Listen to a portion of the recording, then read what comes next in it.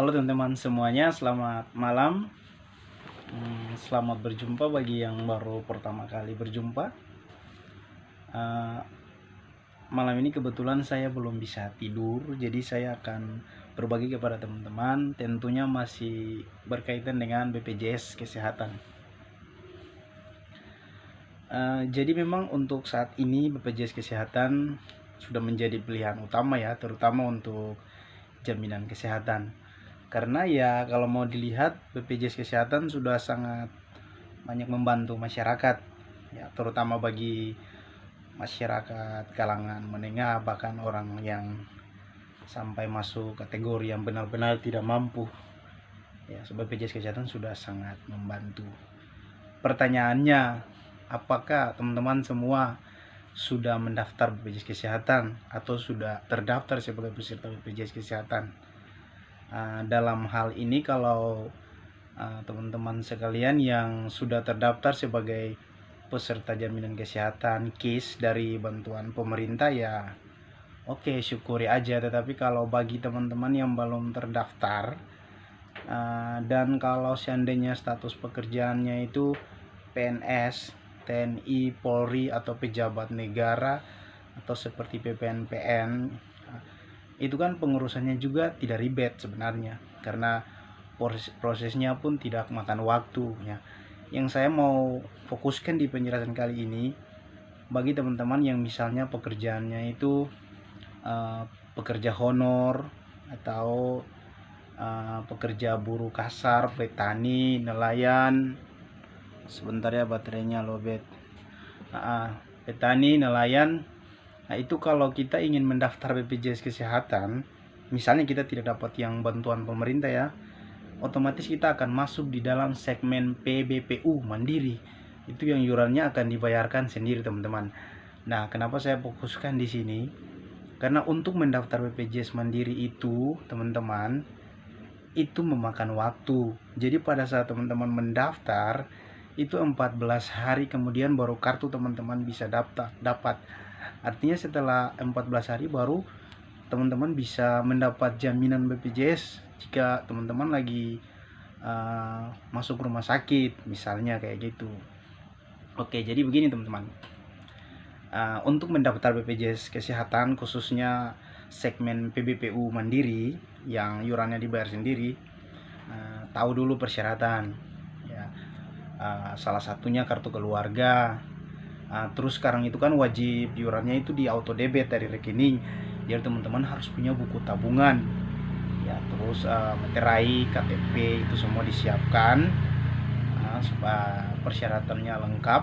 Untuk pendaftarannya sebenarnya teman-teman tidak perlu lagi ke kantor BPJS karena sudah ada layanan Pandawa juga yang saya sudah share pada video yang sebelumnya. Teman-teman bisa nonton nanti.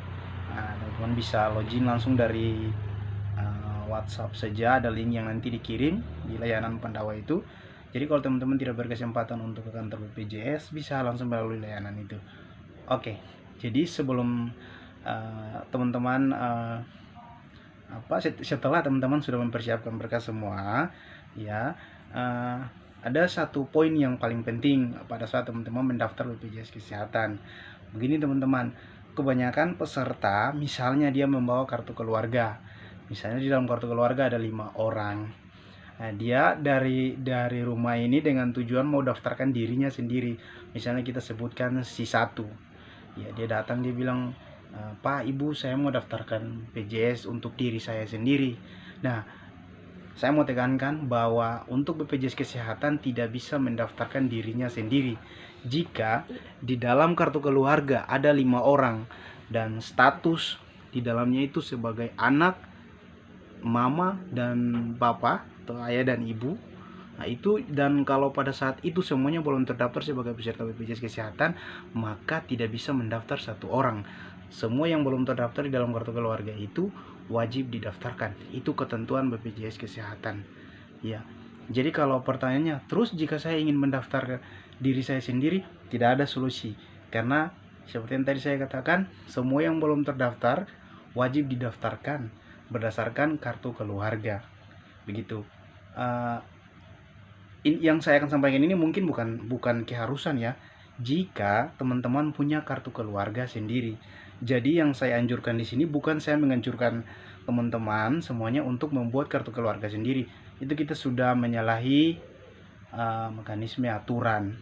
Kan orang yang punya kartu keluarga sendiri itu mungkin dia sudah berkeluarga atau dia sudah berdomisili di suatu tempat dengan usia yang maksimal, mungkin seperti itu ya. Tetapi kalau selama statusnya masih anak dan masih belum berkeluarga dan atau masih dengan orang tua, terus karena ingin membuat BPJS lalu pisahkan kartu keluarga, oh itu bukan aturannya, itu kita sudah menyalahi aturan.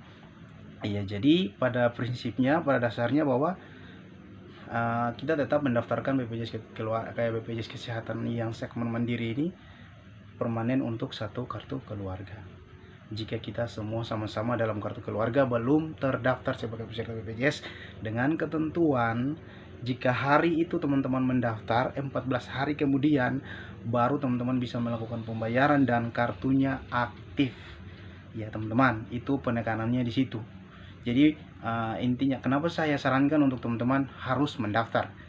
Kenapa teman-teman? Jangan sudah pada saatnya sakit baru teman-teman mendaftar, karena poin 14 hari tadi yang akan mempersulit teman-teman. Misalnya teman-teman masuk rumah sakit hari ini, lalu teman-teman berpikir bahwa ada BPJS, saya daftar BPJS biar pengobatan saya bisa dijamin BPJS.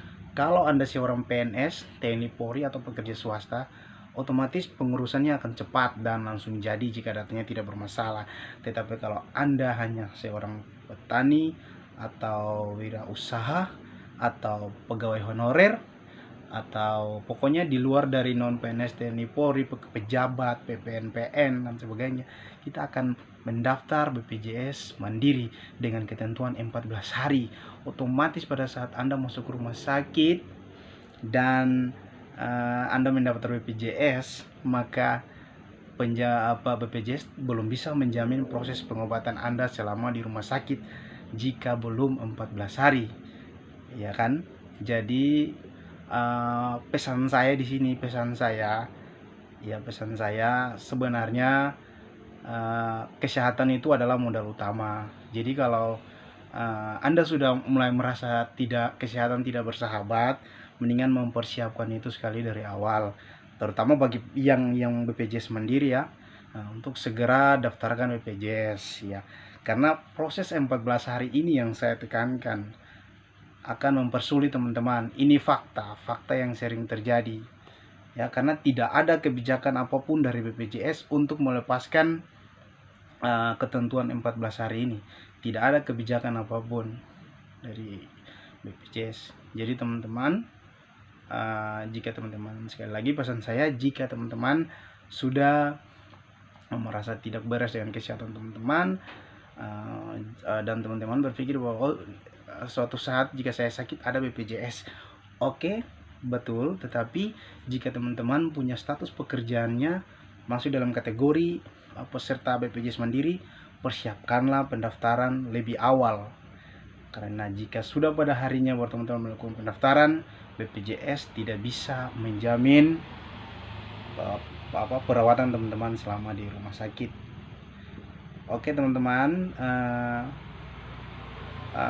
ada hal-hal lain lagi yang akan saya share buat teman-teman, tetapi saya rasa untuk video kali ini sampai di sini dulu.